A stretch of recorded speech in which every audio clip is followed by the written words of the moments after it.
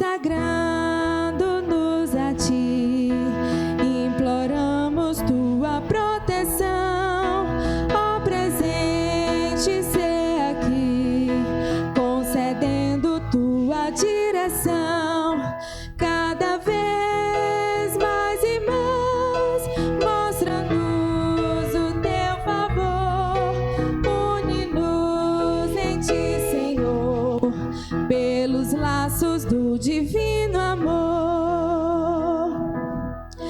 através da provação, guia sempre, sempre com amor, guarda-nos o coração, revestindo sempre de fervor, cada vez mais e mais, mostra-nos o Teu favor, une-nos em Ti, Senhor, pelos laços do divino amor. Habilita-nos, Senhor, outorgando sempre mais poder ao Teu povo, bom pastor. Imploramos bênçãos conceder, cada vez mais e mais, mostra-nos o Teu favor, une-nos em Ti, Senhor, pelos laços do divino amor. Amém.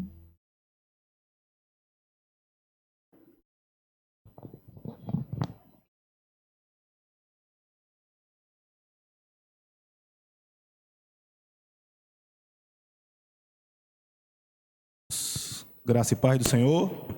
Que privilégio, mais um domingo na casa do Pai. Ter sido impulsionado por Deus para estar aqui. Maravilha, né? Deixa a minha saudação aos irmãos que estão em casa. Deus possa falar aos vossos corações através de sua palavra. Vamos para alguns avisos. O Vinícius vai projetar para nós.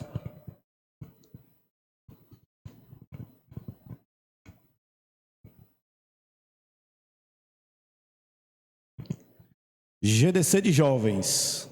Um tema bastante complicado, bastante espinhoso, que é a idolatria. Dia 2/10, às 19h30, na PIB Planalto Caucaia. Com você que é jovem, quer saber um pouco mais como é que é essa questão da idolatria, sinta-se convidado. Amém?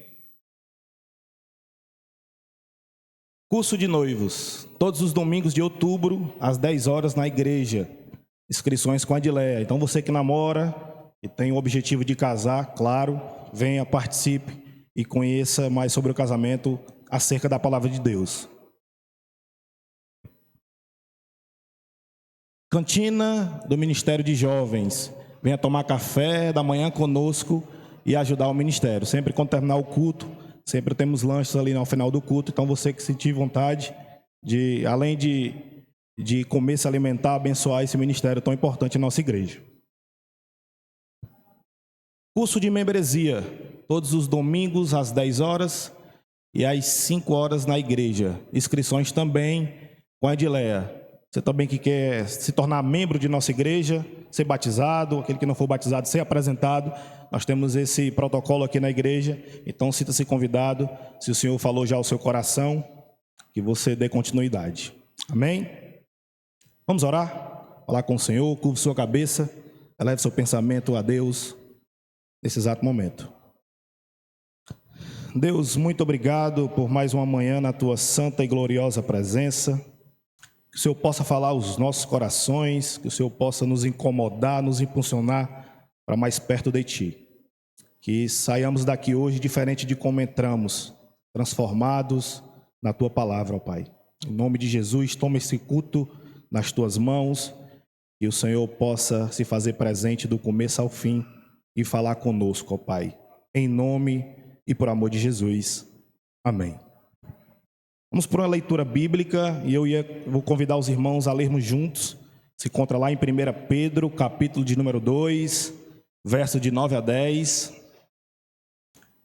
Aqui, o Vinícius projetou para nós. 1 Pedro, capítulo 2, verso de 9 a 10. Vamos ler juntos, em nome de Jesus.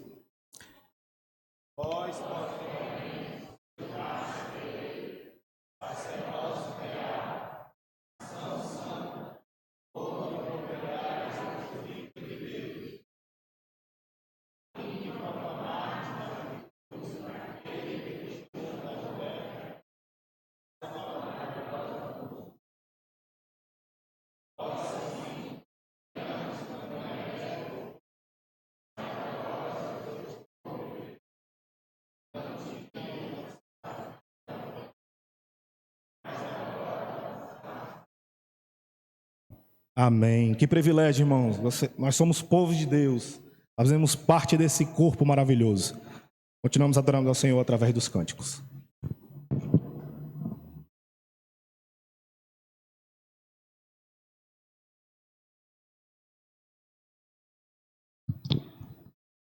Amém. Vamos ficar em pé, irmãos, para louvar e engrandecer o nome do nosso Senhor, que nos presenteou com essa linda manhã. E que bênção estarmos aqui para louvar e adorar o seu santo nome. A Ti, Senhor, toda honra e toda glória.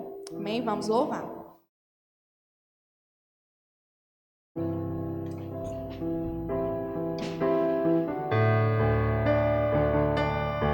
Louve com todo o seu coração, entregando ao Senhor toda a honra e toda a glória.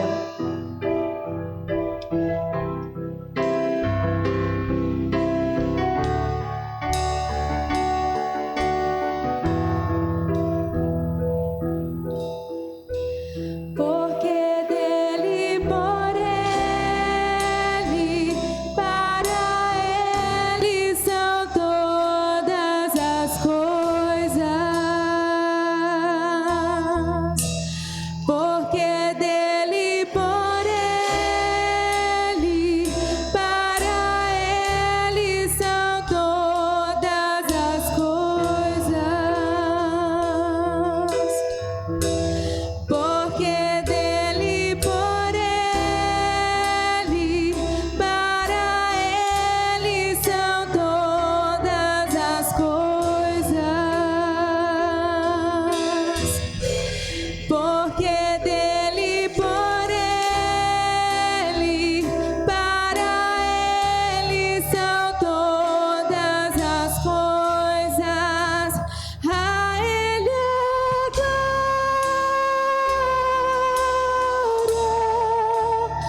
a ele a glória, a ele a glória, pra sempre. Amém. A ele a glória. A ele a glória,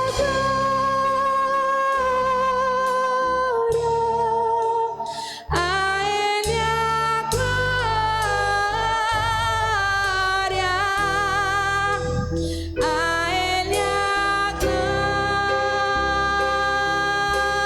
glória, pra sempre. Amém. Quão profundas riquezas o saber e o conhecer de Deus.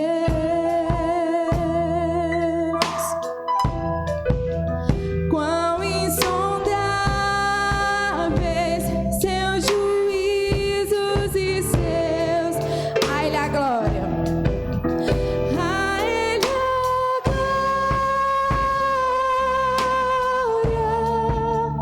a ele a glória, a ele a glória, pra sempre. Amém. Cante ao Senhor, a ele a glória. A ele a glória. Ele é digno de toda honra, todo louvor e toda glória. Ele é o nosso Deus, o nosso Senhor, o nosso Salvador. A ele a glória, pra sempre. Amém.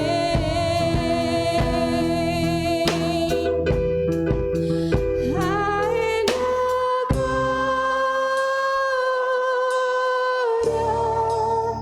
a ele a glória,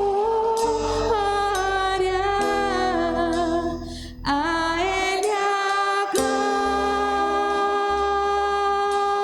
glória, pra sempre. Amém. Louvado seja o teu nome, Senhor. Amém. Glória a Deus. Amém. Vamos continuar louvando ao Senhor.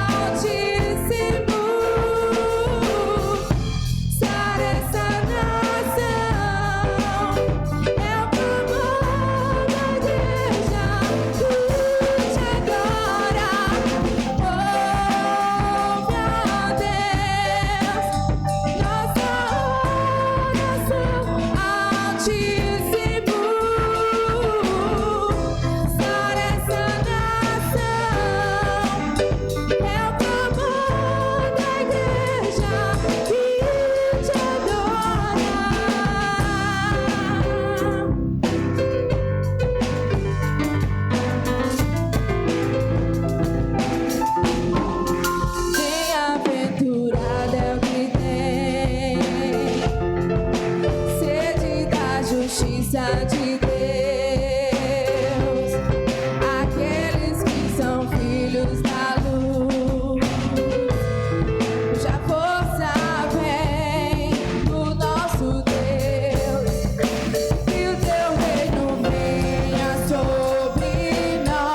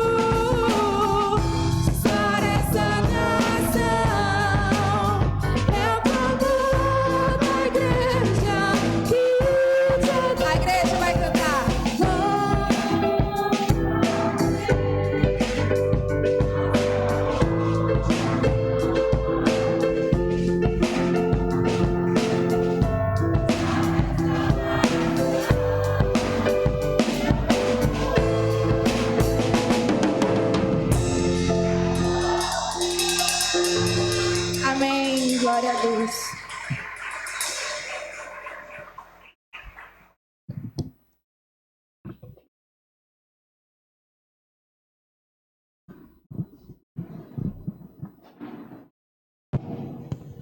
Irmãos, somos privilegiados. Nós podemos confessar essa fé, podemos dizer que servimos a Cristo, podemos dizer que somos cristãos. Em alguns países afora, e os cristãos são perseguidos, que não podem dizer que é cristão, que não podem dizer que a fé está em Cristo Jesus. Os irmãos têm uma ideia, todos os dias 12 templos ou edifícios de cristãos são atacados. Todos os dias 12 cristãos são injustamente detidos ou presos e outros 5 sequestrados, só porque professam a fé em Cristo. Hoje nós temos o livre acesso de vir à igreja, de adorar o Senhor, de falar com alguém no trabalho que confessa Cristo, que tem uma vida devota a Deus. E esses irmãos não têm. E eu queria convidar os irmãos a orar esse momento por igrejas perseguidas. O Vinícius vai colocar no telão alguns dos países que são assolados com essa perseguição.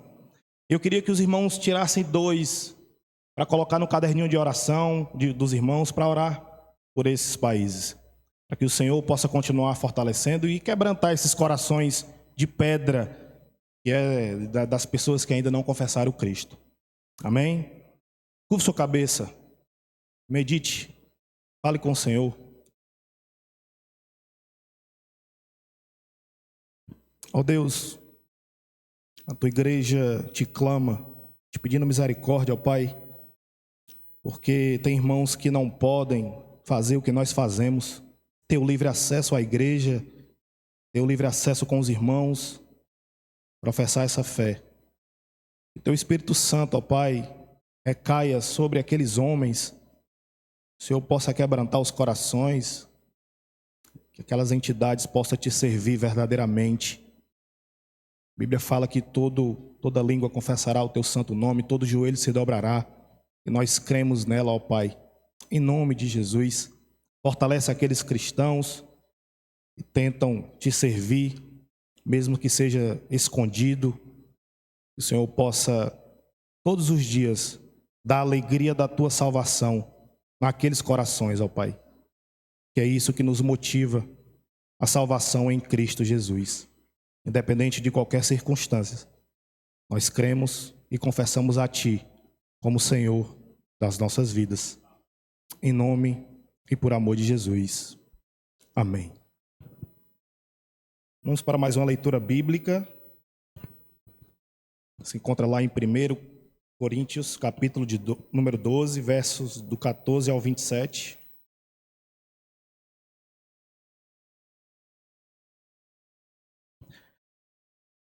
Primeiro Coríntios, capítulo 12, verso de 14 ao 27. Diz assim a palavra do Senhor. Porque também o corpo não é um só membro, mas muitos. Se disser o pé, porque não sou mão, não sou do corpo. Nem por isso deixa de ser do corpo. Se o ouvido disser, porque não sou olho, não sou do corpo. Nem por isso deixa eu ser. Se todo o corpo fosse olho, onde estaria o ouvido? Se todo fosse ouvido, onde o olfato? Mas Deus dispôs os membros, colocando cada um deles no corpo, como lhe aprouve. Se todos, porém, fossem um só membro, onde estaria o corpo? O certo é que há muitos membros, mas um só corpo. Não podem os olhos dizer à mão, não precisamos de ti, nem ainda a cabeça aos pés, não preciso de vós. Pelo contrário, os membros do corpo, que parecem ser mais fracos, são necessários. E os que nos parecem menos dignos no corpo, a estes damos muito maior honra. Também os que em nós não são decorosos, revestimentos de especial de honra. Mas os nossos membros nobres não têm necessidade disso. Contudo, Deus coordenou o corpo, concedendo muito mais honra àquilo que menos tinha, para que não haja divisão no corpo. Pelo contrário, cooperem os membros com igual cuidado, em favor um dos outros. De maneira que se um membro sofre, todos sofrem com ele. E se um deles é honrado, com ele todos se regozijam. Ora, vós sois corpo de Cristo e individualmente membros desse corpo. Louvado e engrandecido seja o nome santo do Senhor. Continuamos adorando ao Senhor através dos cânticos.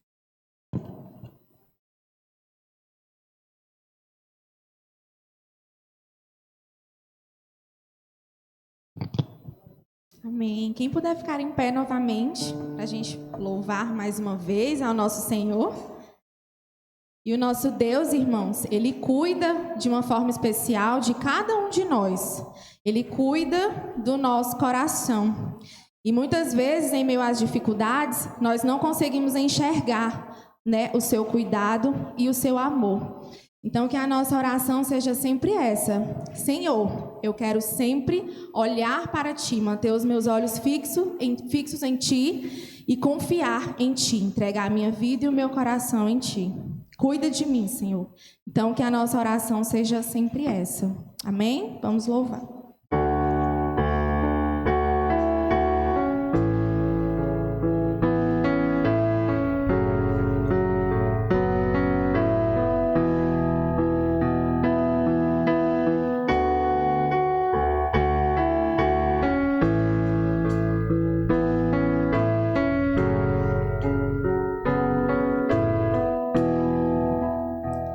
Se a minha alma teme o amanhã,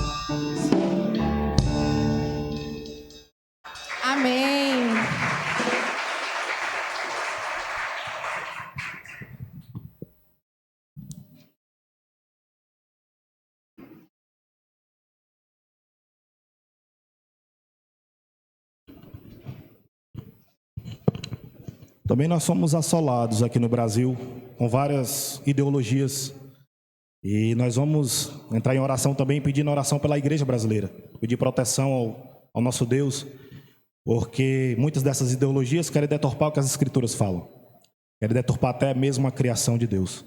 E nós vamos entrar em oração também pela igreja brasileira, para que elas blinde os pastores, nos blinde das coisas que o mundo nos oferece. Curve sua cabeça, vamos orar. Deus, nós necessitamos de Ti para tudo. Estar aqui é uma missão impossível, mas contigo é possível. Então, Senhor, blinda os nossos corações, blinda a nossa mente, faz com que as coisas deste mundo não possam ser presentes nas nossas vidas, ó Pai. Blinda a nossa mente com a leitura da Tua palavra, com louvores a Ti, e que nada seja mais importante do que Te servir, do que os Teus princípios, mesmo que venhamos a chatear pai, mãe, irmãos, vizinhos, pessoas que estão ao nosso redor.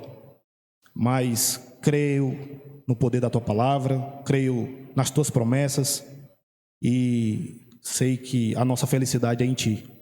Mesmo que as pessoas não entendam, ó Pai, mas deposito toda a nossa esperança somente em Ti. Blinda a igreja brasileira, que o Senhor possa, Pai, parar sobre o Teu Espírito Santo, sobre cada membro e cada pastor que aqui Te servem, ó Pai. Em nome e por amor de Jesus. Amém.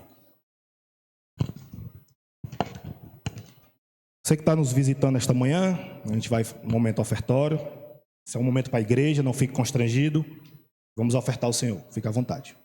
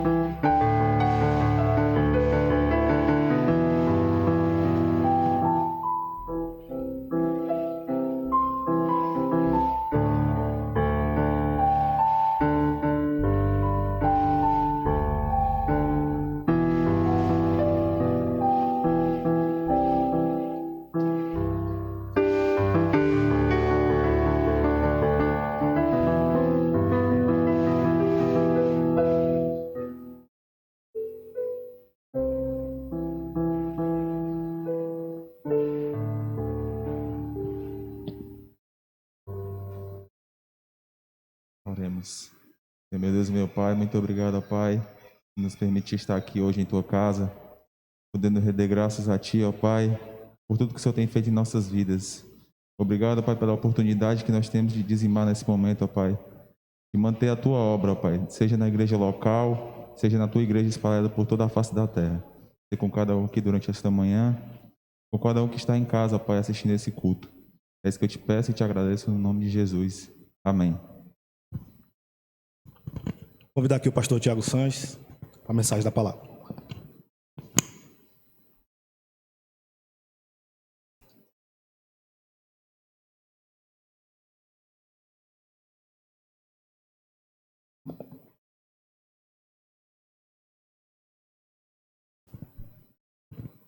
Bom dia, meus irmãos. A paz e a graça do Senhor a todos.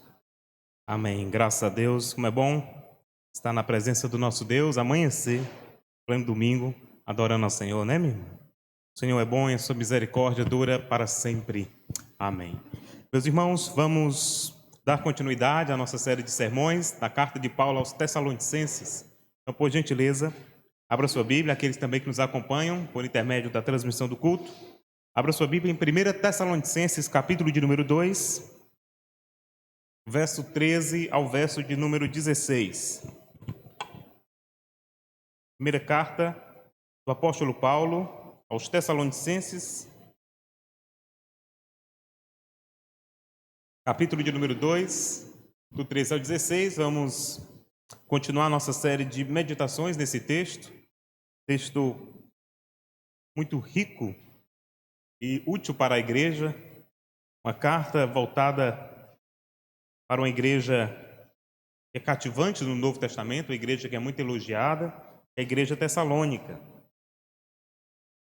Primeira carta de Paulo aos Tessalonicenses, capítulo 2, nós vamos do verso 13 ao 16, nesta manhã.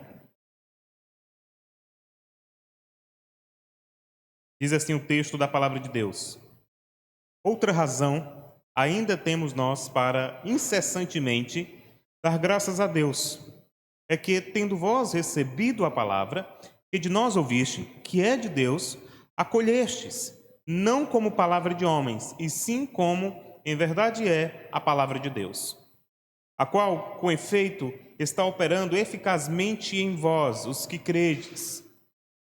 Tanto é assim, irmãos, que vos tornaste imitadores das igrejas de Deus existentes na Judéia, em Cristo Jesus, porque também padecestes da parte dos vossos patrícios as mesmas coisas que eles, por sua vez, sofreram dos judeus, os quais não somente mataram o Senhor Jesus e os profetas, como também nos perseguiram e não agradam a Deus, e são adversários de todos os homens, a ponto de nos impedirem de falar aos gentios, para que estes sejam salvos, a fim de ir enchendo sempre a medida de seus pecados.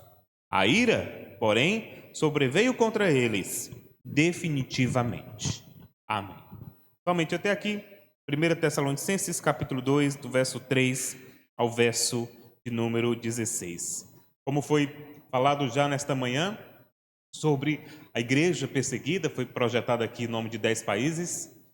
Na verdade, a lista são 50 países, os 50 países mais perseguidos naquela localidade que alguns missionários chamam da janela 10x40, que é justamente parte da Europa, Ásia e principalmente a região do Oriente Médio. O nível de perseguição é o nível altíssimo. E todos os dias essa lista é atualizada no site da Missão Portas Abertas, com pedidos de oração dos cristãos espalhados por toda a terra, em especial do contexto de perseguição. Então, eu reafirmo aqui a palavra de incentivo que foi dada pelo Léo, orar por alguns desses países e clamar a Deus por sua misericórdia, por sua graça, e o Senhor tem misericórdia do seu povo que ali está se reunindo, muitas vezes às escondidas, para prestar culto ao Senhor. E esse texto trata basicamente também sobre isso, sobre perseguição. Mas antes de expor aqui, do verso 13 ao 16, vamos a algumas considerações para entendermos aqui a linha de argumentação do apóstolo Paulo. Como já foi dito, a carta de Paulo aos Tessalonicenses é uma carta voltada para uma igreja que, de fato, é uma igreja cativante do Novo Testamento. É uma igreja que Paulo tem muitos elogios a dar a esta igreja. É tanto que logo de início, no capítulo de número 1, nós temos os 10 primeiros versículos, uma lista de elogios que Paulo dá à igreja tessalônica. Por ser uma igreja que cultiva as virtudes cristãs de fé, esperança e amor, é uma igreja que aqueles que estão de fora, ao olharem para a igreja tessalônica, identificam de fato as credenciais, as marcas de uma verdadeira igreja de Deus, porque esses irmãos, eles têm um bom testemunho diante da comunidade, a ponto de Paulo dizer que o próprio Espírito testifica no coração que de fato eles são os eleitos de Deus. É uma igreja que tem plena convicção da palavra e por aí vai. É uma igreja que tem muitos elogios, porque de fato é uma igreja admirável. Esses irmãos, uma igreja que foi plantada em tempo recorde, 3 semanas, que Paulo passou em Tessalônica, essa igreja foi estabelecida e permaneceu de pé. Já no capítulo de número 2, que é o capítulo que nós estamos expondo, basicamente nesse mês de setembro, o que nós temos é uma defesa do apóstolo Paulo do seu ministério. Não sabemos exatamente o que aconteceu, se algum tipo de ameaça, algum tipo de calúnia contra o apóstolo Paulo prevaleceu naquela igreja, mas provavelmente seja essa questão. Paulo, ele sofre algum tipo de retaliação, algum tipo de acusação, e aí ele escreve essa parte da carta para agradecer aos irmãos e para lembrar aos irmãos de quem ele é. Ele é um servo de Deus, um apóstolo do Senhor Jesus Cristo. Então observe, ele começa escrevendo uma palavra de gratidão a Deus, uma oração de gratidão pelas marcas e as virtudes da igreja tessalônica, E logo, no capítulo 2, ele muda de assunto, e aí você, lendo o texto, parece que ele mudou de forma abrupta, né? De uma hora para outra, e aí ele faz essa defesa do seu apostolado, apelando a Deus, à consciência, de que de fato ele é um homem sério. E agora, no verso de número 13, que é o texto desta manhã, ele retoma o que ele começou a escrever no capítulo de número 1. Se você observar, por gentileza, abra sua Bíblia ainda em Tessalonicenses, o capítulo de número 1, o verso de número 2. 1 Tessalonicenses, capítulo 1, verso 2. Olha o que ele diz. Damos sempre, o que é que tem aí? Graças a Deus, por todos vocês, mencionando em nossas orações sem cessar. Então, o que nós temos no capítulo 1 é uma oração de gratidão. Paulo agradece a Deus pela vida daquela igreja. Agora, observe o verso de número 13 do capítulo 2, que é o texto que nós acabamos de ler. Olha como ele começa. Outra razão ainda temos nós para. Ele repete, incessantemente, o quê? Dar graças a Deus. Então, o que nós temos aqui, do capítulo 1, e agora o verso 13 do capítulo 2, é uma retomada do assunto. Paulo, ele lembra que ele precisa dar continuidade aos seus escritos de gratidão a Deus pela vida da igreja tessalônica, uma vez que essa igreja, de fato, é uma igreja admirável. Então, a grande pergunta que temos que fazer diante desse texto é, pelo que Paulo agradece? Se no capítulo 1 ficou claro o que ele agradece, nós já pontuamos aqui, a questão é, o que ele agradece agora a Deus, nessa segunda parte, na continuação do texto, que vai do verso 13 a 16. E aqui eu faço algumas observações. Paulo agradece a Deus, porque mesmo diante de sofrimentos e perseguições, ele identifica duas marcas admiráveis na igreja tessalônica. Então nós vamos conhecer quais são essas duas marcas que Paulo agradece agora, do verso 13 ao verso número 16. A primeira delas é o seguinte, ele agradece a Deus por essa marca. Qual a marca? A igreja tessalônica é uma igreja apegada à palavra de Deus. Essa é a primeira parte. Se no capítulo 1 ele agradece porque a igreja crê na palavra, eles acreditam que o que Paulo pregou naquelas 3 semanas é verdade de Deus, nesse segundo momento ele agradece, porque a igreja tessalônica é uma igreja que está apegada às Sagradas Escrituras. Então vamos ao texto, verso de número 13, e nós vamos entender a dinâmica aqui de Paulo para a igreja tessalônica. Outra razão, irmãos, temos nós para incessantemente dar graças a Deus, já pontuei, é que, observe agora, tendo vocês recebido a palavra que de nós ouvistes, que é de Deus, acolhestes não como palavra de homens, sim, como em verdade é a palavra de Deus, a qual, com efeito, está operando eficazmente em vós os que credes.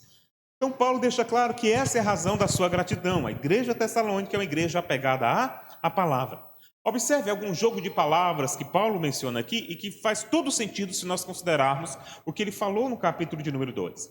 Ele agradece a Deus porque essa igreja, ela recebe a palavra.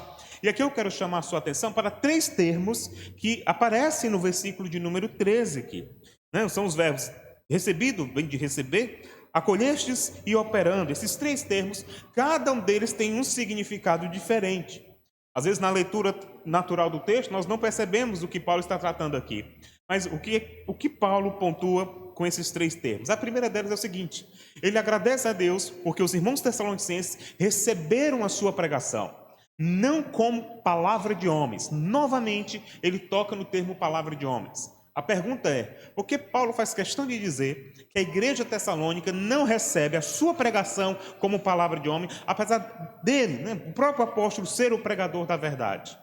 Paulo está mais uma vez fazendo o contraponto com aqueles que circulavam nas praças da cidade tessalônica, argumentando com base na sua força de persuasão, na sua argumentação, ludibriando pessoas que eram os sofistas, e que as pessoas ficavam entusiasmadas com sua linha de argumentação. Paulo novamente está dizendo, o que eu prego não é esse tipo de falatório, não são essas palavras apenas para engabelar as pessoas. O que eu prego é a palavra de Deus, a verdade das Escrituras. E vocês, apesar de viverem nesse contexto, vocês creem que a minha pregação consiste na revelação do Senhor. Paulo está admirado com a atitude dessa igreja que, apesar, repito, do pouco tempo, eles recebem de bom grado a sua pregação.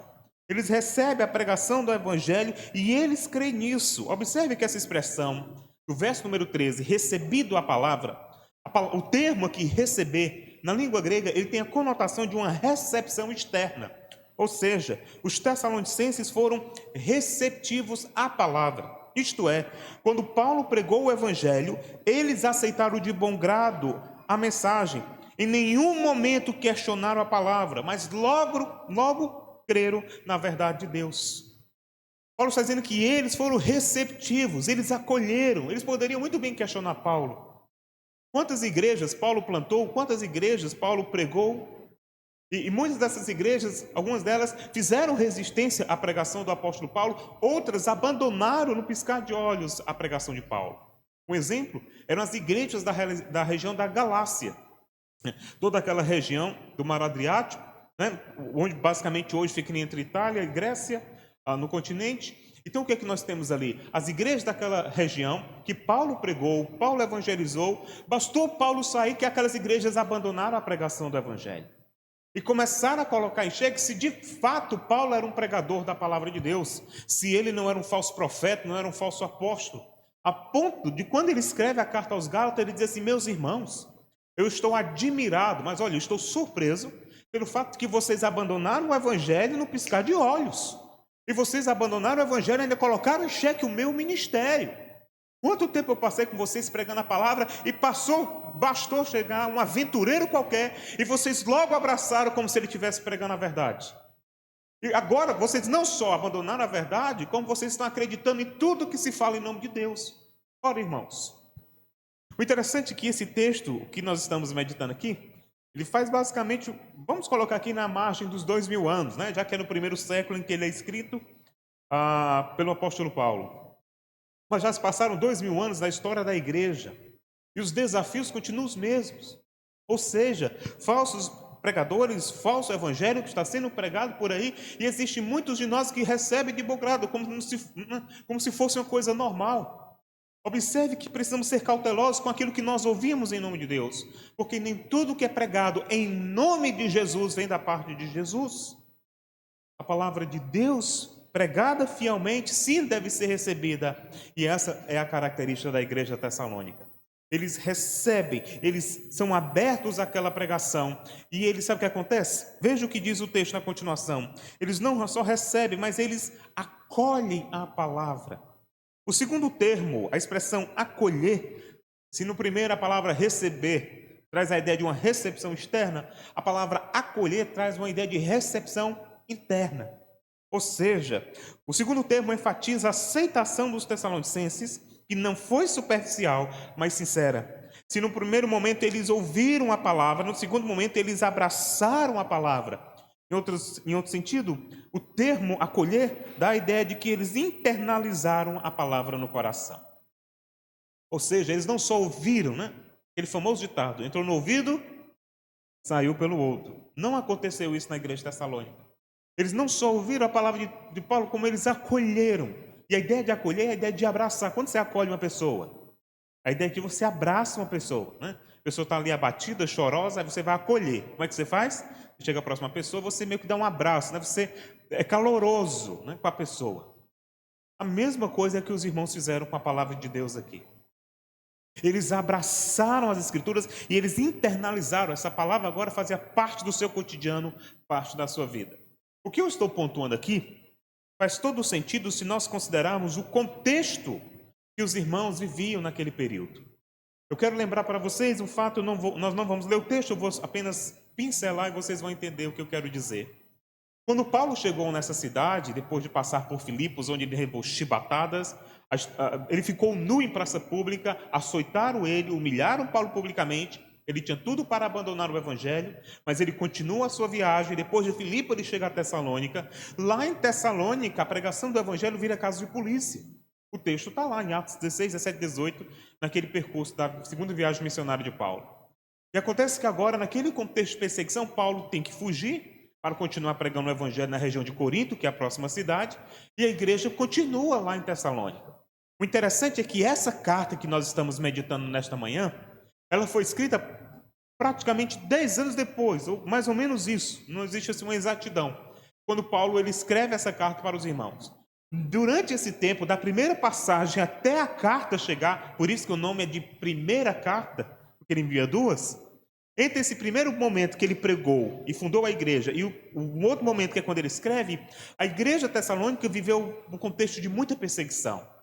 Era perseguição interna, porque os próprios judeus que se convertiam tinham uma visão muitas vezes distorcida da verdade do evangelho e perseguiam os crentes, e perseguição externa, porque o governo romano ele estava caminhando para proibir a igreja de continuar atuando no império, no solo do império romano. Então era uma situação de pressão, era difícil, os irmãos tinham tudo para abandonar o evangelho. Se nós olharmos assim no mérito humano, a igreja tessalônica, ela tinha tudo para deixar de lado o evangelho. Se eu vou ficar servindo a Deus, sendo perseguido, sendo açoitado, eu não vou colocar minha vida em risco. Não, eu vou ficar no meu paganismo e deixo o evangelho para lá. Mas eles não fazem assim. Eles acolhem, eles abraçam a verdade. E sabe o que acontece? Quando você ouve a palavra de Deus sendo pregada e você acolhe essa palavra passa a trabalhar e moldar a sua vida. Olha o que diz no final do verso 13. Em verdade é a palavra de Deus, a qual, observe o que ele diz agora, com efeito está o quê? Operando eficazmente. A palavra está trabalhando na vida dos tessalonicenses. A palavra de Deus está mudando a sua forma de enxergar o mundo. Como diz o pastor presbiteriano Hernandes Lopes, ele diz assim, eu gosto dessa citação dele. Nesse tempo em que muitas igrejas têm substituído a pregação pelo entretenimento, precisamos ser cuidadosos. O púlpito não é um palco, o pastor não é um espetáculo, a pregação não é o roteiro. Não há esperança para a igreja fora da palavra de Deus. Não há vida abundante para a igreja sem a palavra de Deus. Nós não precisamos buscar as novidades do mundo, nem precisamos reinventar o mercado da fé.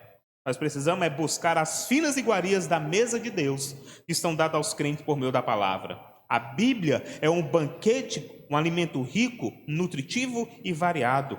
É nela, na palavra de Deus, que temos tudo o que precisamos para crescer na graça e no conhecimento de Jesus. Nós não precisamos de modismo, novidades ou de qualquer atrativo mudando dentro da igreja, muito menos fazendo do evangelho um produto de mercado dos crentes e dos consumidores.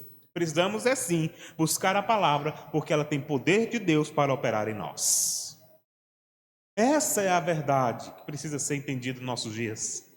E o que essa igreja, há mais de 2000 anos, compreendeu perfeitamente.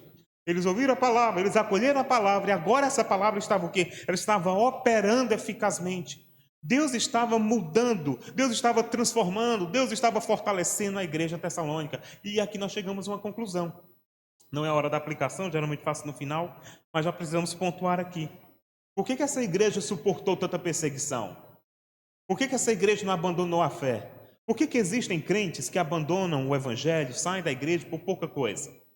Por que existem muitos de nós que já conhecemos muitas outras pessoas que passaram pelos bancos dessa igreja e que abandonaram o evangelho? Simplesmente porque não se apegaram à palavra, vinham para os cultos, mas não se ligavam na pregação. Sentavam aqui, mas não se alimentavam da palavra.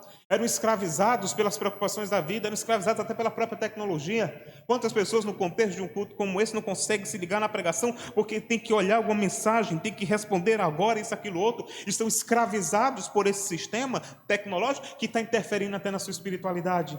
Meus queridos irmãos, nós precisamos entender que enquanto nos portarmos dessa forma com a palavra, tratando ela de forma leviana, como se fosse apenas uma coisa qualquer, nós estamos, na verdade, contribuindo para a nossa própria queda. O oposto é verdade. Quanto mais nos atentamos às Escrituras, nos apegamos à palavra, nós ouvimos, acolhemos e permitimos que ela venha operar em nós, nós estamos sendo nutridos por Deus para enfrentar os dias difíceis da vida. É somente as Escrituras que nos dá força e ânimo para enfrentar as oposições da vida. Esse culto que você está aqui nesta manhã, aqueles que escutam a transmissão à noite, essa pregação que você está ouvindo aqui, é por meio dela que Deus está nutrindo a tua vida para você suportar a semana difícil que vai começar a partir de amanhã. É por meio dessa pregação, muitas vezes, que Deus já está preparando teu coração para as notícias ruins que vão chegar. É por meio da pregação, muitas vezes, que Deus está fortalecendo os seus músculos espirituais para suportar os ataques do inimigo lá fora. Nós precisamos entender, quanto mais nós nos dedicarmos à palavra e acolhermos, mais Deus há de operar em nós, e mais nós resistiremos às tentações e às pressões deste mundo vil. Nós precisamos entender que a nossa fé não é uma fé rasa. ela precisa ser profunda, alicerçada na verdade de Deus.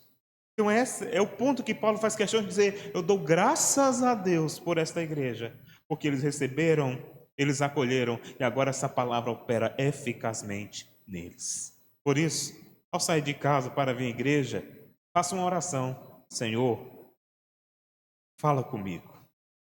Senhor, que eu possa sentar naqueles bancos e esquecer o mundo lá fora. É só eu e o Senhor. Que a tua palavra troveje no meu coração.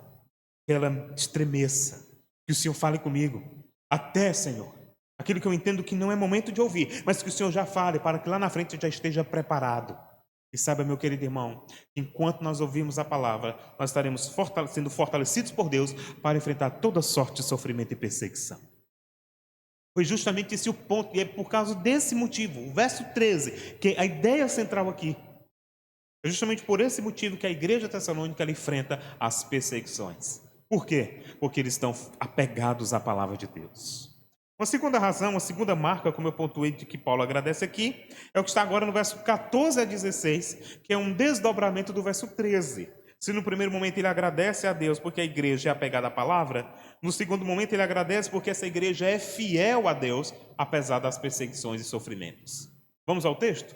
Veja comigo agora o relato pessoal de Paulo. Ele diz assim: tanto é assim, não é o que tem aí? Eu estou usando aqui a revista atualizada. Pode ser que se você esteja usando alguma outra versão, mas vai ter algo equivalente.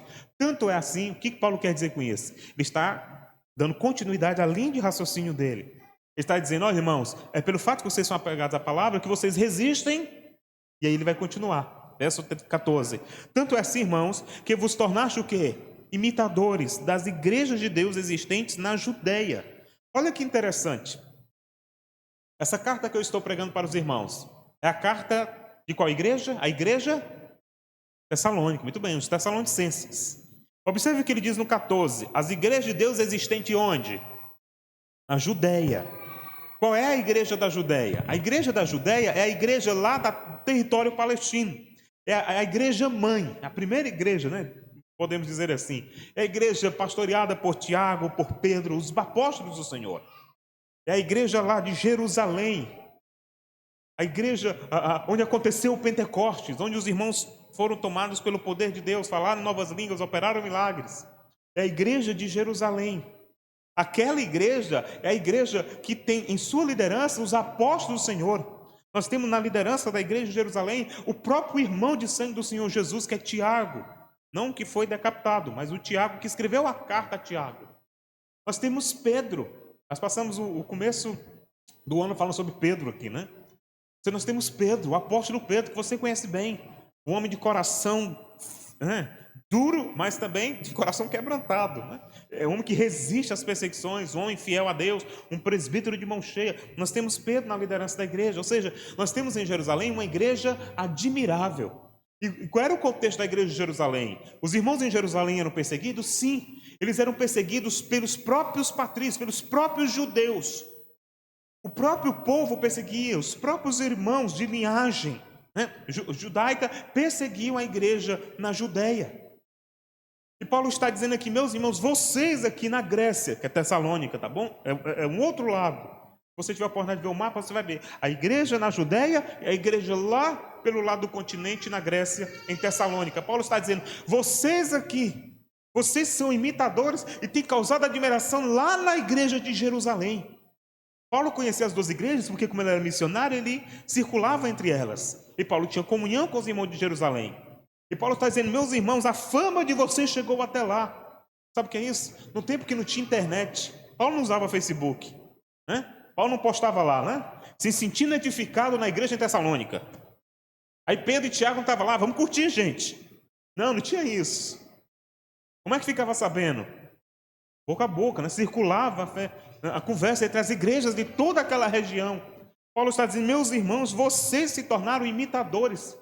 Vocês estão imitando a igreja mãe, a igreja de Jerusalém. Veja que exemplo de congregação vocês são. Uma boa congregação, ela imita a igreja mãe. Paulo está dizendo: vocês, de fato, são admiráveis, porque vocês estão passando as mesmas coisas que eles estão passando lá, mas assim como eles são firmes, vocês aqui também são. Olha o que ele diz na continuação do texto, verso 14. Tanto é assim, irmãos, que vos tornaste imitadores das igrejas de Deus existentes na Judéia em Cristo Jesus. Aí o texto continua. Porque também padecestes da parte dos vossos patrícios as mesmas coisas que eles, por sua vez, sofreram dos judeus. Eu pergunto a vocês, o que os tessalonicenses sofriam da parte dos patrícios? Quem eram os patrícios? Eram aqueles gentios, também naquela região de solo grego. O que eles sofriam? Eles sofriam perseguição. Vamos lá.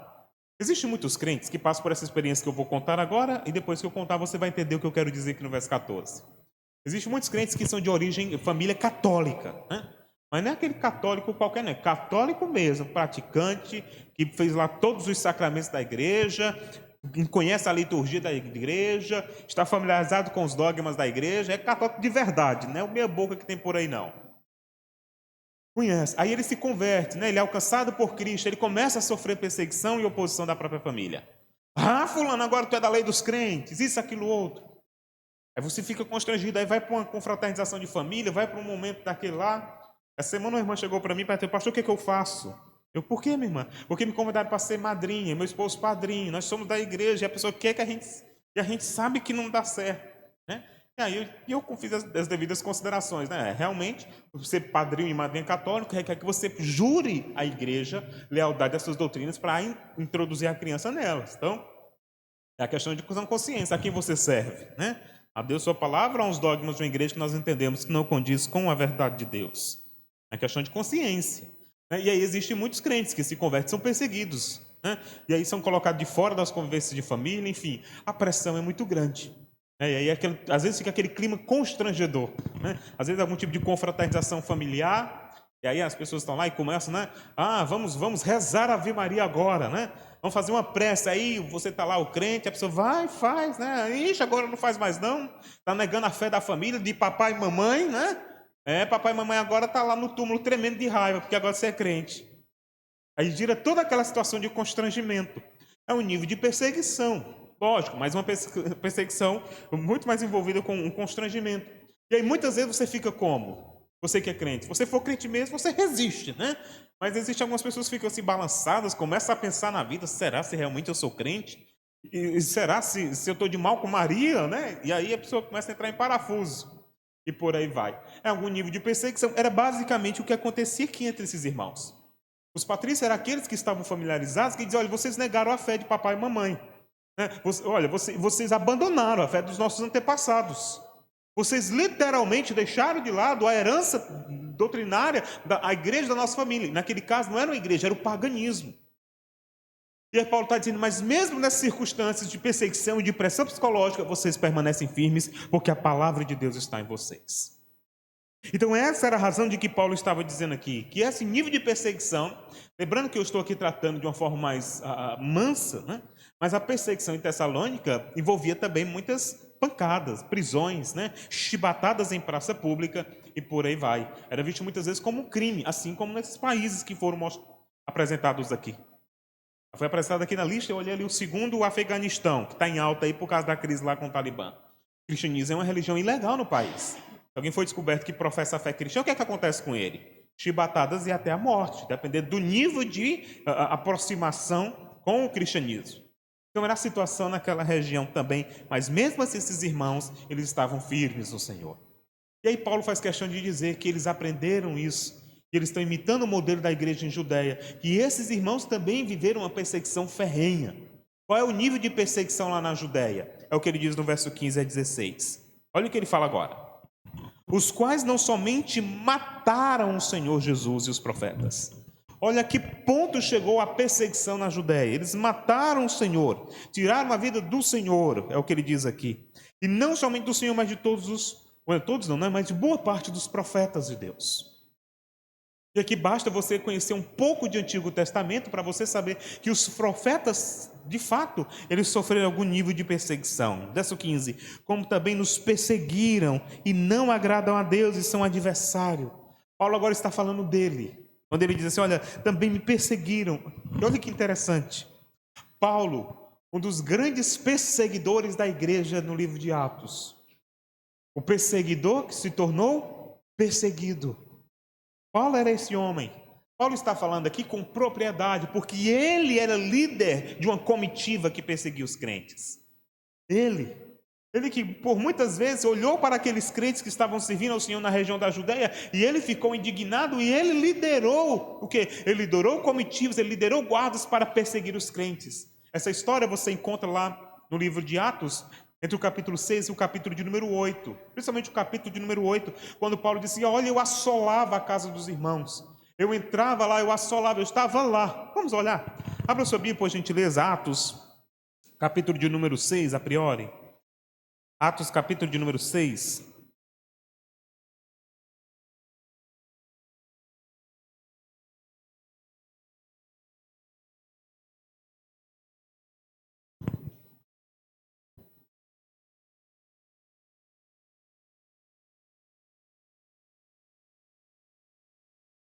Atos número 6, o verso 8, nós temos uma perseguição aqui que é muito conhecida, que é a perseguição a Estevão. Olha o que ele diz, verso 8. Estevão, cheio da graça e poder, fazia prodígios e sinais entre o povo. 9. Levantaram-se, porém, alguns dos que eram da sinagoga chamada de libertos, dos sirineus, dos alexandrinos e dos da Cilícia e Ásia, e discutiam com Estevão. O que nós temos aqui? Estevão é levado diante do sinédrio e diz: olha, negue a sua fé. E aí, o que Estevão faz? Eu não vou negar a minha fé. Paulo está falando desse nível de perseguição. Eu não vou negar a minha fé. E aí eles começam a fazer pressão em Estevão. O capítulo de número 7, nós temos o que aqui? O grande sermão de Estevão, sermão do martírio. Estevão que foi o primeiro mártir da igreja. O que é um mártir? Alguém que morre em prol da sua fé. E aí nós temos a belíssima pregação de Estevão. Em um único sermão ele prega praticamente todo o Antigo Testamento e aponta para Jesus como o cumprimento das profecias. Capítulo 7 agora, ok? Verso de número 54. Capítulo 7, verso número 54. Ouvindo isto, enfureceram-se no seu coração e rilhavam os dentes contra ele. Observe o que o texto está dizendo. Depois de Estevão pregar o evangelho, a liderança do sinédrio ficou com tanta raiva. Olha o que diz o texto, que eles estavam com a fúria no coração e os dentes, enrijecidos de tanta raiva, com vontade de matá-lo. E o que acontece em seguida? De fato, Estevão, ele é martirizado. Eles tomam pedras e eles começam a apedrejar Estevão em praça pública. Observe o que nós temos aqui. É ou não é uma perseguição a um crente? É uma perseguição. Estevão é martirizado em praça pública, jogam pedra nele. Mas observe o que diz agora o verso de número 58. E lançando fora da cidade, o apedrejaram. As testemunhas deixaram suas vestes aos pés de um jovem chamado o quê? Saulo. Verso agora 60. Então, ajoelhando-se, clamou em alta voz. Aqui é Estevão no último suspiro. Senhor, não lhes imputes este pecado. E com essas palavras, adormeceu. Aí observa agora o verso 1 do capítulo 8. E Saulo o quê? Consentia na sua morte. Observe que nós temos aqui o apóstolo Paulo, ainda no seu nome, no termo hebraico, o Shaul, ou Saulo, como é traduzido para a língua portuguesa. Ele está vendo Estevão sendo apedrejado. O que ele faz? As vestes de Estevão estão diante dos seus pés, e ele olha aquilo e ele consente, ou seja, ele aprova aquilo. Paulo era um perseguidor ferrenho, e observe agora o que ele faz no verso seguinte, o capítulo 8, o verso de número 1 ainda. Paulo consentiu na sua morte. Aí observe o que ele diz: naquele dia levantou-se grande perseguição contra a igreja em Jerusalém. Verso de número 3. Saulo, porém, o que tem aí? Assolava a igreja, entrando pelas casas, arrastando homens e mulheres e encerrava-os no cárcere. Somente até aqui. O que nós temos? Nós temos o apóstolo Paulo, antes da conversão, um perseguidor ferrenho. Um homem que perseguia os crentes, que maltratava os crentes, e não só maltratava os crentes, como alguém que assolava de fato. Ele invadia as casas, tomava os crentes, ele prendia os crentes, e proibiu para que deixassem de servir ao Senhor. Proibiu: olha, você não vai mais prestar culto ao Senhor Jesus, ou a Jesus. E ele perseguia os crentes em Jerusalém. Então a igreja da Judeia sabia muito bem qual era o histórico de quem? O histórico de Paulo. Sabe o que acontece no capítulo 9? Nós não vamos chegar lá, só pontuar aqui de Atos. Paulo, ele toma um documento e diz: agora eu vou perseguir os crentes, já persegui os crentes da Judeia. Agora eu vou para o norte, vou lá para a região da Antioquia, lá para Damasco, e vou perseguir os crentes lá da Síria. E aí ele vai para perseguir os crentes. O que acontece quando ele vai passar pela estradinha de Damasco? Ele cai. A gente não sabe se caiu do cavalo ou de uma topada, não sabe, só sei que ele caiu. E ele cai e ele tem um encontro com o Senhor. E o que Jesus diz para ele? Saulo, Saulo, por quê? Por que me persegues? E aí, ele diz, olha, não tem como resistir. A glória é tão grande que ele fica cego, né? E aí ele de fato se rende ao Senhor Jesus. Aquele momento em Damasco, quando ele ia perseguir, ele deixa de ser o perseguidor e se torna o quê? Um perseguido. Então quando ele escreve para a igreja tessalônica, ele está dizendo, irmãos, eu sei o que é ser perseguido. Eu sei como pensam os perseguidores, porque eu era um. Eu era um perseguidor, eu era um perseguidor violento. Eu sei exatamente como vocês se portam. Observe, então, quando ele escreve essa carta, ele escreve com propriedade, porque ele sabe os dois lados da moeda. Ele sabe os dois lados da moeda. Então, ele fala com propriedade. E ele diz àqueles irmãos. Ele sabe que agora, depois de ser perseguido, aqueles a quem um dia ele trabalhou a favor, os judeus, agora eles perseguem o apóstolo Paulo. E eles querem proibi-lo de pregar o evangelho. Olha o que ele diz, verso 16, para a gente encerrar. A ponto de nos impedirem de falar aos gentios, para que estes sejam salvos, a fim de ir enchendo sempre a medida de seus pecados.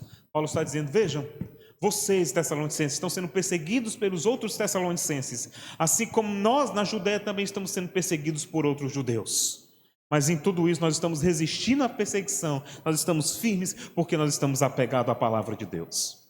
E o que é que resta para os perseguidores? A ira de Deus. Verso 16, a parte final, ele conclui. A ira, porém, sobreveio contra eles definitivamente. Então, o que nós temos aqui é Paulo dizendo que a condenação, a ira de Deus já está certa sobre os perseguidores. Então, para a gente pontuar o que foi dito até aqui. O que Paulo agradece a Deus, já que o texto começa, outra razão ainda temos nós para agradecer. Ele agradece porque a igreja tessalônica tem duas marcas. A primeira dela é uma igreja apegada à palavra de Deus. A segunda é uma igreja firme, apesar de toda a perseguição que aqueles irmãos enfrentam. E eu pergunto a você, meu querido irmão, será se de fato nós podemos agradecer a Deus porque temos essas duas marcas na nossa igreja? Será se podemos de fato identificar essas duas marcas na nossa vida? Um crente apegado à palavra e um crente que de fato resiste às perseguições?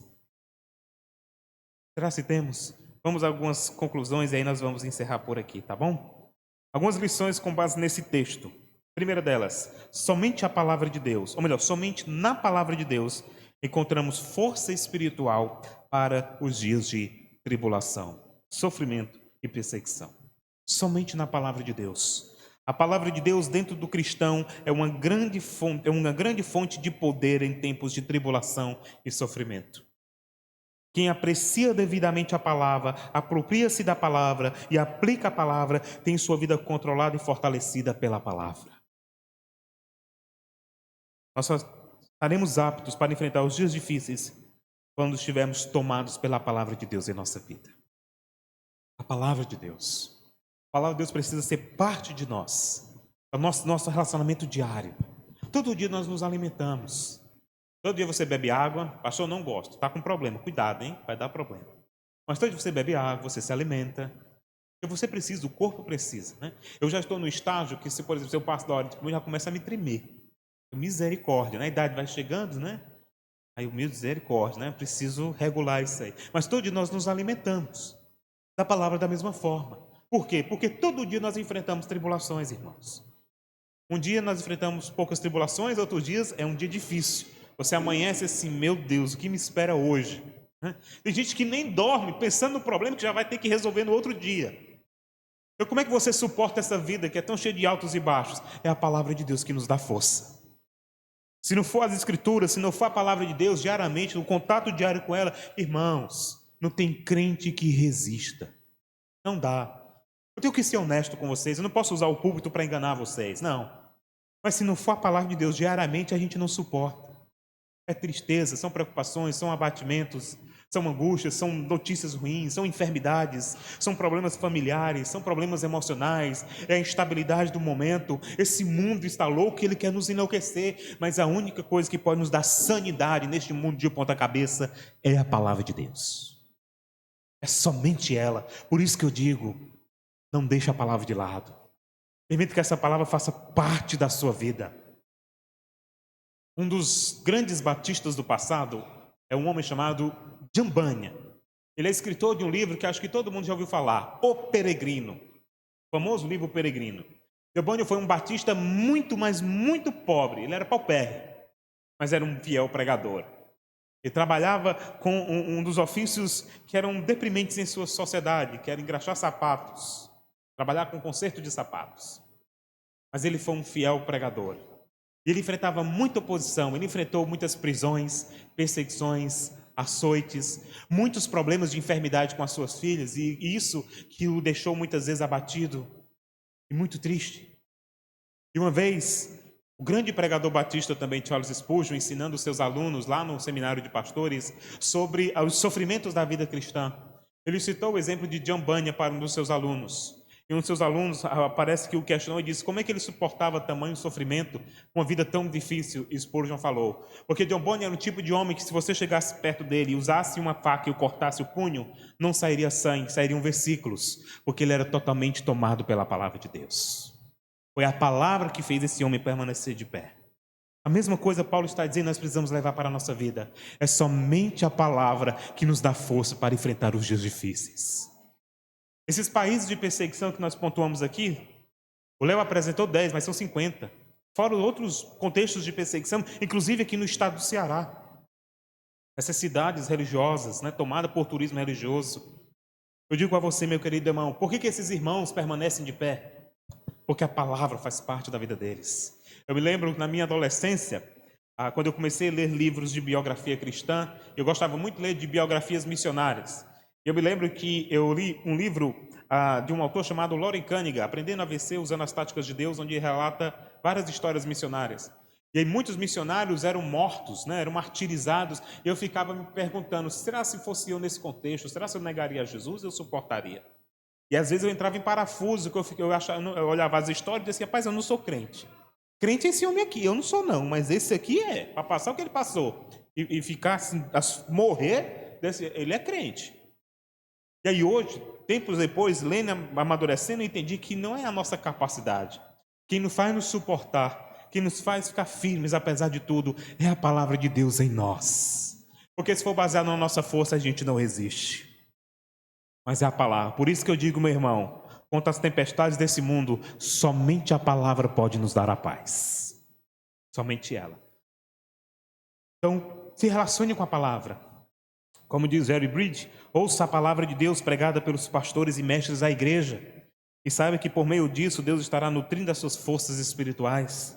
Leia pessoalmente a palavra de Deus dia após dia, porque é o alimento que você precisa diariamente. Estude com seriedade e dedicação, porque você precisa saturar a sua mente com a palavra de Deus. Memorize versículos, principalmente se está enfrentando alguma situação. Memorize textos que estejam relacionados aos problemas que você tem enfrentado. Você luta, por exemplo, contra algum tipo de temor, de ansiedade, memorize versículos sobre esses temas e Deus o ajudará. E por fim ele diz, medite, processe as informações e sabe, quando você rumina a palavra, nutrientes saem dela para fortalecê-lo espiritualmente. Então vamos familiarizar com a palavra de Deus. E por fim, uma segunda lição. A perseguição é uma condição natural para aqueles que são fiéis a Cristo Jesus. A perseguição é parte do DNA do crente. Se você não é perseguido, então existe algum nível de comprometimento da sua fé, provavelmente. Seja uma perseguição. Quando eu falo perseguição, irmão, não estou dizendo da polícia, algum tipo de esfera estatal chegar aqui e começar a açoitar os crentes. Não. Eu falo de perseguições de toda a natureza, sejam perseguições ideológicas, sejam perseguições até mesmo familiares, como eu já pontuei aqui. Um familiar que não aceita que agora você é um servo de Deus. Sejam perseguições de um vizinho não crente que gosta de lhe incomodar só porque você é um servo de Deus. Ele gosta de colocar aquele som alto porque sabe que lhe incomoda. Ele sabe que você se incomoda com aquelas músicas espúrias e ele coloca na sua parede para lhe atormentar. aquela pessoa que muitas vezes gosta de atormentar a sua vida só para lhe abalar espiritualmente, qualquer tipo de perseguição, saiba que você vai suportar isso com a graça de Deus, e Deus lhe dará a vitória. Mas a perseguição é parte de nós. Eu selecionei aqui 5 textos, não vou pedir para o Vinícius projetar para não correr contra o tempo, né? E também não acredito que, para ganhar tempo, eu vou lendo aqui, eu vou dizendo a referência se você quiser anotar. Mas Jesus deixou claro que a perseguição é parte das nossas vidas. Ele disse assim, João 15:20, lembrai-vos da palavra que eu vos disse, não é o servo maior do que seu senhor, se perseguiram a mim, também perseguirão a vocês. Já em Mateus 5:10-12, ele disse, bem-aventurados os perseguidos por causa da justiça, porque deles é o reino dos céus. Bem-aventurados sois vocês, quando por minha causa forem caluniados e forem perseguidos e mentirem contra vocês. Se alegrem, se exultem, porque é grande o galardão nos céus. Ouvistes o que foi dito, amarás o teu próximo, odiarás teu inimigo. Eu, Senhor, porém vos digo, amai os vossos inimigos e orai por aqueles que os perseguem. 2 Timóteo 3:12, Paulo diz assim ao jovem Timóteo, ora, todos quanto querem viver piedosamente em Cristo Jesus serão perseguidos. Ou seja, se você quer ser fiel a Deus, você vai ser perseguido. Então prepare-se, mas não se esqueça, você não está sozinho. E por fim, Romanos 8:35-37, Paulo jubila e diz, quem há de nos separar do amor de Cristo? Será a tribulação, a angústia, a perseguição, ou fome, nudez, perigo? Será a espada? Como está escrito, por amor de ti somos entregues à morte todo dia. Fomos considerados como ovelhas para o matadouro, e em todas essas coisas nós somos mais do que vencedores. Nada vai separar a igreja de Jesus. Nada vai parar a nossa fé. Nada, porque maior é aquele que está conosco do que aquele que nos persegue. Paulo está pontuando isso e ressaltando isso para esses irmãos. E Jesus tem falado para nós, a sua igreja. Por isso eu digo, meu querido irmão, vamos permanecer firmes e fortes, sabendo que a força que precisamos para enfrentar toda oposição à nossa fé será nos dada pelo próprio Senhor Jesus Cristo. Se perseguir o Senhor, nós também seremos perseguidos, mas assim como Jesus venceu e hoje Ele reina triunfantemente, nós reinaremos com o Senhor e estaremos com Ele para todos sempre. Amém. Precisamos orar pelos cristãos que são perseguidos, que estão vivendo contextos difíceis de perseguição, nações que estão sendo assoladas por causa da fé em Jesus. Nós vivemos uma situação de muito conforto. Existem muitos crentes que estão passando uma situação extremamente terrível neste exato momento, mas que eles não negam a sua fé no Senhor. Sabe por quê? Porque Deus lhe concede a graça. A mesma coisa o Senhor fará conosco. Por isso eu encerro essa pregação e eu digo a você, seja firme, porque a graça que você precisa, ela será derramada abundantemente sobre a sua vida, hoje e sempre. Amém. Vamos orar? Vamos orar e pedir, Senhor, nos faz fortes em meio às oposições e perseguições. Me faz firme, Senhor, em teus propósitos. E vamos rogar ao bom Deus que Ele fortaleça os nossos passos. Ore pelos cristãos perseguidos, pela igreja perseguida sobre a face da terra, para que esses homens e mulheres sejam fortalecidos pelo Senhor e permaneçam firmes em sua palavra. Oremos. Deus, nós te agradecemos por esta manhã de domingo.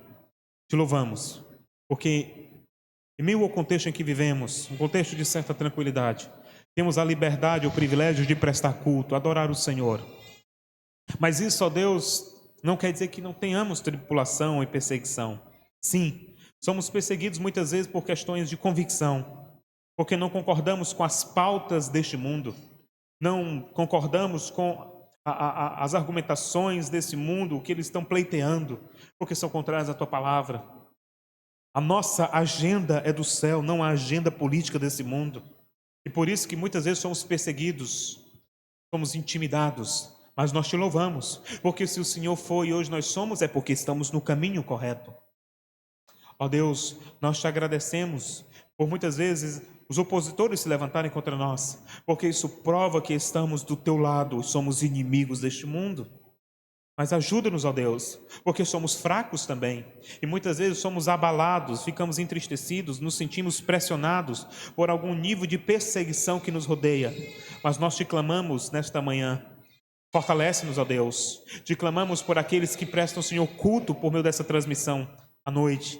Que o Senhor também conceda graça e que sejamos sempre firmes em teus santos caminhos, apegados à tua palavra, porque assim, somente assim, suportaremos as perseguições deste mundo.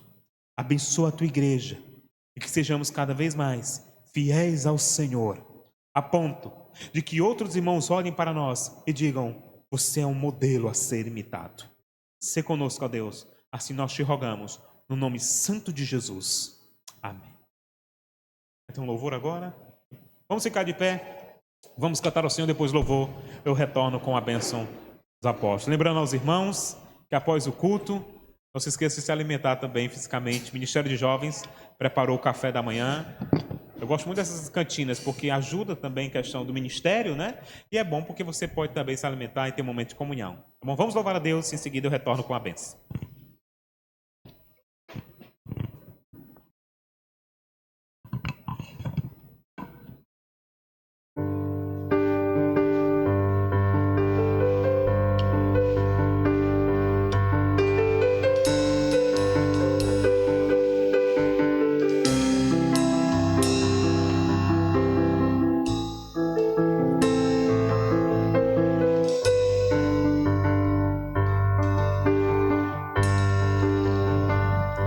Os reinos se abalam, os povos se curvam, as bocas se abrem, as mãos se levantam para dizer que tu és o Rei, para dizer que tu és o Senhor.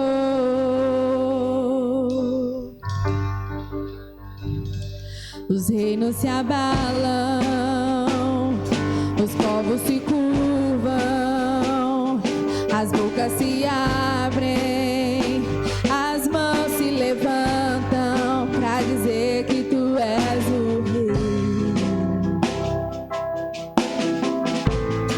para dizer que tu és o Senhor. Teu reino é sempre eterno, firmado em misericórdia, justiça, igualdade, bondade, fidelidade. A tua igreja te adora, tua igreja te adora.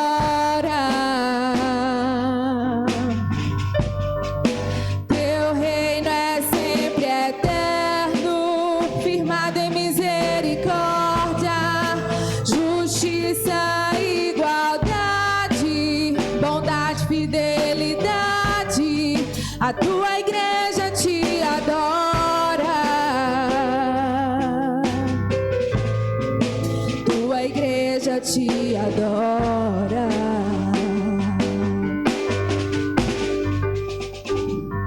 Os reinos se abalam, os povos se curvam, as bocas se abrem, as mãos se levantam para dizer que tu és o Rei, para dizer que tu és o Senhor.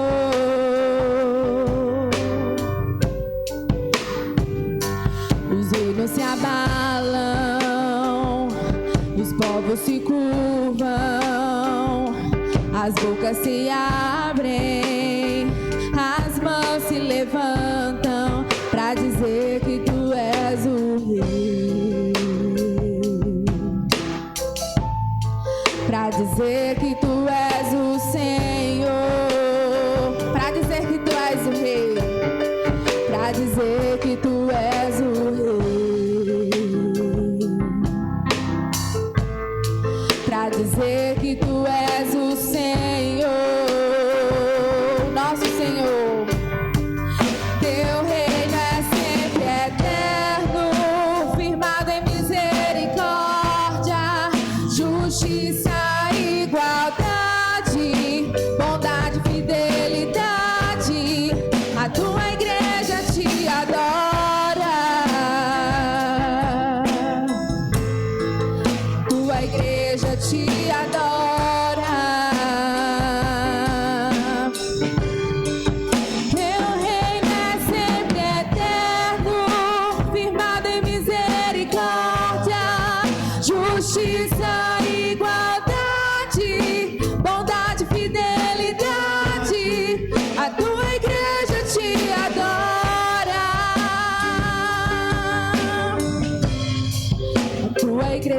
te adora.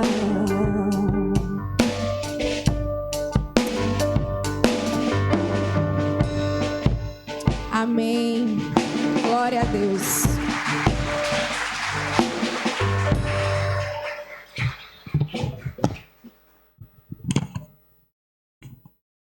Meus irmãos, antes que eu me esqueça, né? Amanhã, a partir das 9 horas da manhã, será compartilhado nos grupos da igreja o link para as inscrições do culto do mês de outubro, tá bom? Então fiquem ligados, amanhã às 9 horas, né? Você da última vez, quando você for olhar, já estavam todos preenchidos, tá certo? Então não esqueça, amanhã, 9 horas da manhã, ok? Tá certo? Então, fiquem ligados. E ficou dos homens amanhã também, às 7h30, aqui na igreja, tá certo? Então, os homens estão convocados. Recebam, pois, a bênção do Senhor. Que o amor de Deus, o nosso Pai, que a graça do Senhor Jesus Cristo e as doces consolações do Espírito Santo repousem sobre nós, hoje e para sempre. Amém. Faça a última oração. Deus os abençoe.